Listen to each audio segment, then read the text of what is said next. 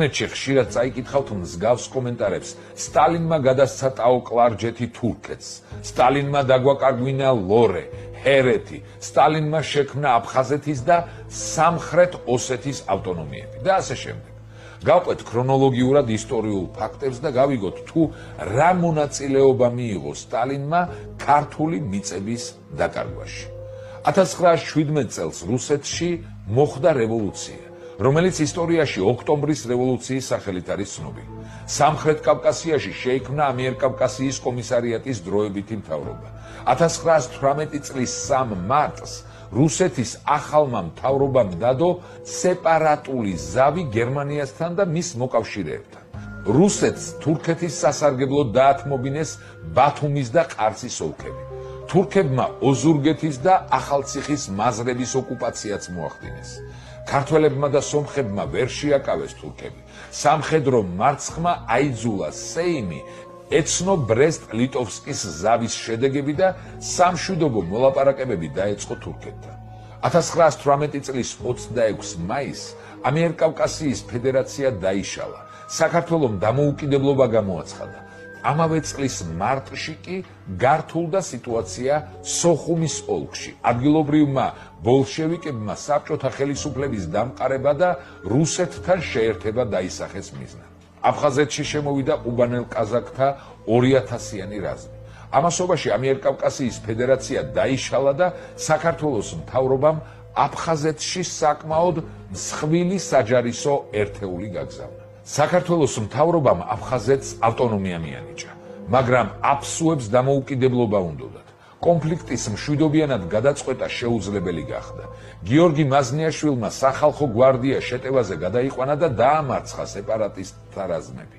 19 ივნისს ქართული ჯარი სოხუმში შევიდა.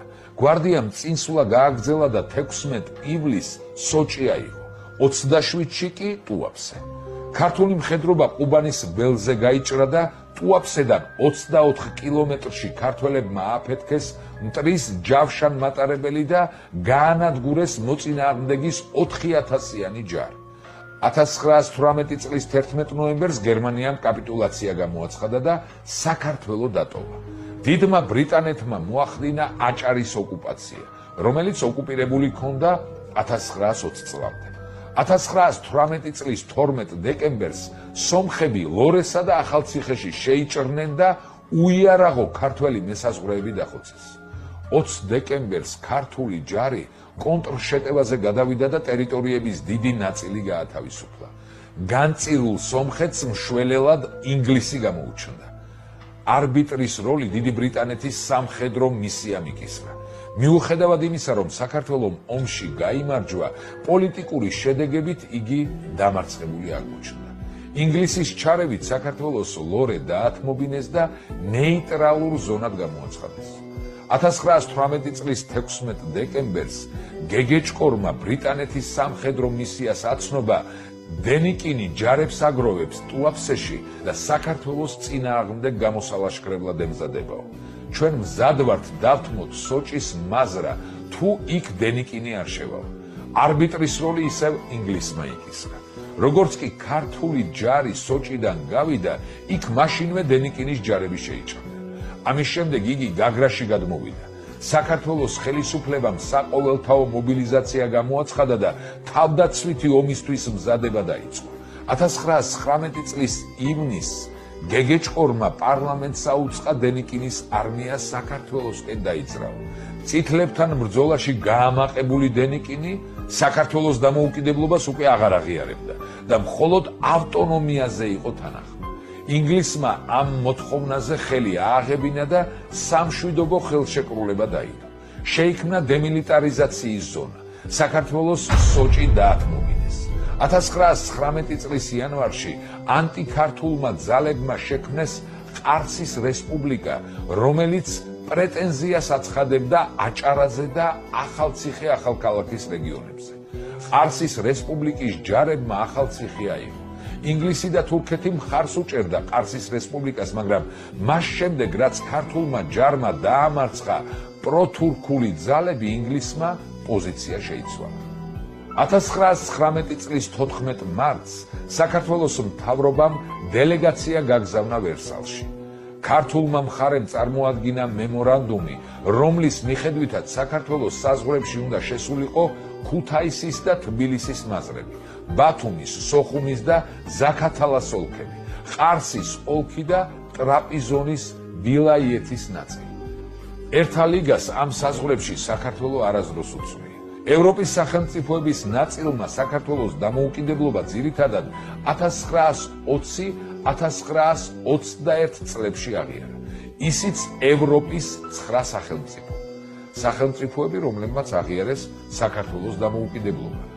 თურქეთი 1918 წლის 3 ივნისი, გერმანია 1918 წლის 10 ივნისი, ავსტრია 1918 წლის 18 ივნისი, არგენტინა 1919 წლის 15 სექტემბერი, იტალია 1920 წლის 12 იანვარი, საფრანგეთი 1920 წლის 12 იანვარი, დიდი ბრიტანეთი 1920 წლის 12 იანვარი, იაპონია 1920 წლის 7 თებერვალი, ჩეხოსლოვაკია 1920 წლის 8 აპრილი, რუსეთი 1920 წლის 7 მაისი, ბელგია 1920 წლის 26 აგვისტო, პოლონეთი 1921 წლის 28 იანვარი.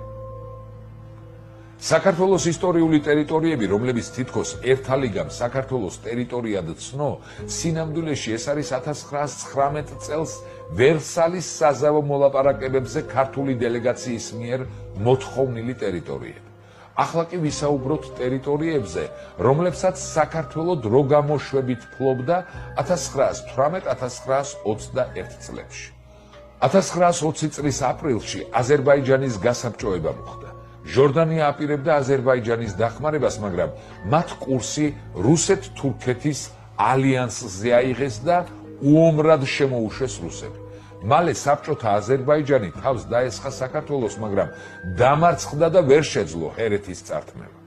1920 წლის 7 მაისს რუსეთმა და საქართველომ ხელი მოაწერა შეთანხმებას. რუსეთმა აღიარა საქართველოს დამოუკიდებლობა ქუთაისი, თბილისის გუბერნიებით, ბათუმის, სოხუმის, ზაქათალას ოლქებით, მაგრამ ეს უკანასკნელი გააპროტესტა აზერბაიჯანულმა მხარემ. ამიტომ შეთანხმდნენ, რომ ზაქათალას ოლქის საკითხს საერთაშორისო არბიტრაჟი გადაწყვეტდა. მოგვიანებით ჰერეთი აზერბაიჯანს მიაკუთვნეს, რადგან იგი ბოლო 300 წლის განმავლობაში აზერბაიჯანის შემადგენლობაში შედიოდა, ჩათვალეს, რომ აზერბაიჯანის ნაწილი იყო. აღნიშნული ტერიტორია 1603 წელს შაჰ-აბასმა ჩამოართვა კახეთის მეფეს, ალექსანდრე მეორის. სანაცვლოდ კი ირანში რამდენიმე სოფელი უბოძა და ჯამაგირი დაუნიშნა. აჭარაში საქართველოს პოზიციას იცავდა სამუსლიმანოს საქართველოს განმათავისუფლებელი კომიტეტი, რომელსაც მემედ ბეგ აბაშიძე მეთაურობდა.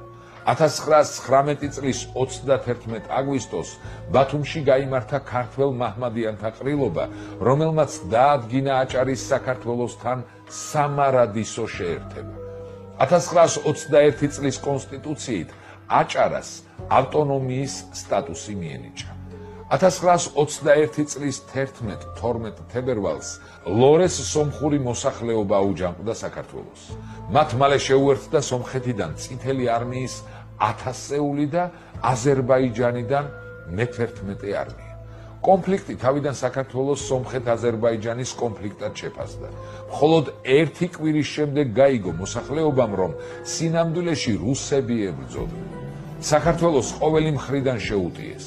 16 თებერვალს რევკომმა ფილიპე მახარაძის თაოსნობით დასახმარებლად ლენინს წერილით მიმართა. მე-11 არმიამ მთელი კახეთი დაიკავა და თბილისს მიუახლოვდა. 18-22 თებერვალს მაზნიაშვილმა და ანდრონიკაშვილმა მოიგერიეს მტრის შეტევა და დიდი ზარალი მიაყენეს მას. მაგრამ ჯიჯიხიამ ამოცანა ვერ შეასრულა და საშუალება მისცა მტერს ავჭალა მცხეთის გზაზე გაჭრილიყო და ზურგიდან შეექმნა საფრთხე ქართველი ჯარისთვის. საბრძოლო და ფსიქოლოგიური უპირატესობა ქართველების მხარეს იყო. მათ გაანადგურეს და დაატყვევეს მტრის რამდენიმე 1000 ჯარისკაცი. მაგრამ მტერი შევსებას ღებულობდა, ქართველებს კი რეზერვი ელეოდათ. ჟორდანიამ და მინისტრების უმრავლესობამ თბილისის გამაგრება ამაო მსხვერპლად მიიჩნია და 24 თებერვალს ჯარების გაყვანის ბრძანება გასცეს. 25 თებერვალს მტერი თბილისში შევიდა. ქართველები მცხეთაში, შემდეგ კი გორში გამაგრდნენ. უბრძოლველად არ დაუტოვებიათ არც სურამი და ქუთაისი. ჟორდანიამ ლენინის კაპიტულაციური აქტი უარყო. 1921 წლის 16 მარტს რუსეთი და თურქეთი შეთანხმდა საქართველოს გადანაწილებაზე. თურქებმა აჭარა, ართვინი, არდაგანი და ოლთისი მოითხოვეს. რუსეთს დანარჩენი საქართველო ხდებოდა წილად. სინამდვილეში რუსეთი აღნიშნულ ტერიტორიებს თურქეთს ვერ გადასცემდა და ვერც აჩუქებდა იმ ერთი მარტივი მიზეზის გამო, რომ 1921 წელს რუსეთი ამ ტერიტორიებს საერთოდ არ ფლობდა. სინამდვილეში საქართველოს გადანაწილება მოხდა ორ აგრესორს შორის ურთიერთშეთანხმების საფუძველზე და ორივე მათგანმა მოახდინა ინტერვენცია საქართველოში. რუსების შემოჭრიდან რამდენიმე დღეში თურქეთი თავს დაესხა საქართველოს და დაიკავა ართვინი, არდაგანი და აჭარა. რუსეთს არ უნდოდა აჭარა დაეთმო თურქეთისთვის, მაგრამ თურქები აჭარის დატოვებაზე უარს აცხადებდნენ. საბჭოთა რუსეთი შეუთანხმდა გიორგი მაზნიაშვილს, მოეხსნა ჯარები რუსეთის წინააღმდეგ და აჭარიდან თურქები განედევდა. ქართულმა არმიამ აჭარელ პატრიოტებთან ერთად რეგიონი თურქებისგან განწმინდა და აჭარა საქართველოს შეუნარჩუნა. 1921 წლის 15 მარტი სტალინი ლენინს წერს. ართვინ არდაგანის თურქეთისთვის გადაცემა შესაძლებელია, მაგრამ უფრო შორს მათი შეშვება არ შეიძლება. ჩვენთვის სასიცოცხლო და აუცილებელია ბათუმი, რადგან ბათუმში განლაგებულია ნავთობის შესანახად საჭირო უამრავი რეზერვუარი. მათი საშუალებით ჩვენ შეგვიძლია ნავთობის დაგროვება და ამ ნავთობით შემდგომი ვაჭრობა. აღნიშნული წერილიდანაც ირკვევა, რომ ლენინი ართვინ არდაგანთან ერთად გეგმავდა თურქეთისთვის დაეთმო აჭარაც, რისი წინააღმდეგიც იყო სტალინი. ჩნდება კითხვა, რატომ არ აღუდგა სტალინი წინ ართვინისა და არდაგანის გადაცემასაც? სტალინის მომხრეები ამბობენ, რომ ეს ყველაფერი გამოიწვევდა რუსეთ-თურქეთის ომს, რომლისთვისაც იმ მომენტში რუსეთი მზად არ იყო. შესაბამისად, ვერც აჭარის გათავისუფლებაში ჩაერია რუსეთი ღიად და მაზნიაშვილის ზურგს უკან მოქმედებდა. 1924 წლიდან 1929 წლამდე სტალინი საბჭოთა კავშირში პირველი პირის თანამდებობისთვის იბრძოდა. 1945 წელს სტალინის ბრძანებით საქართველოს გადაეცა ქლუხორისა და ახალხევის რაიონები. საქართველოს ტერიტორიამ დაახლოებით 80,000 კვადრატული კილომეტრი შეადგინა. თუმცა სტალინის სიკვდილის შემდეგ 1956 წელს საქართველოს ეს რეგიონები ისევ ჩამოაჭრეს და რუსეთს დაუბრუნეს. ცნობილი ფაქტია, რომ 1945 წელს სტალინმა მიზნად დაისახა საქართველოსთვის ისტორიული ტერიტორიების დაბრუნება. მან თურქეთის მისამართით ტერიტორიული პრეტენზიები წამოაყენა. განაცხადა, რომ 1921 წელს თურქეთმა მოახდინა ართვინის, არდაგანის და ყარსის ოლქების ანექსია. თუ კი თურქეთს სურს მოკავშირეობა, მაშინ საზღვრები უნდა გაასწოროს. წინააღმდეგ შემთხვევაში მოკავშირეობა გამორიცხულიაო. ეს ყველაფერი იმდროინდელ გაზეთებშია დაფიქსირებული. ქართველი მწერლები და საქართველოს მთელი მოსახლეობა დიდი ენთუზიაზმით შეხვდა ამ სასიხარულო ამბავს. დაიბეჭდა უამრავი სტატია და მოწოდება ლაზების მისამართით. სტალინმა შეიმუშავა თურქეთზე თავდასხმის გეგმა ტრაპიზონი, ყარსის და ერზრუმის მიმართულებით, მაგრამ თურქეთს დამცველად ამერიკის შეერთებული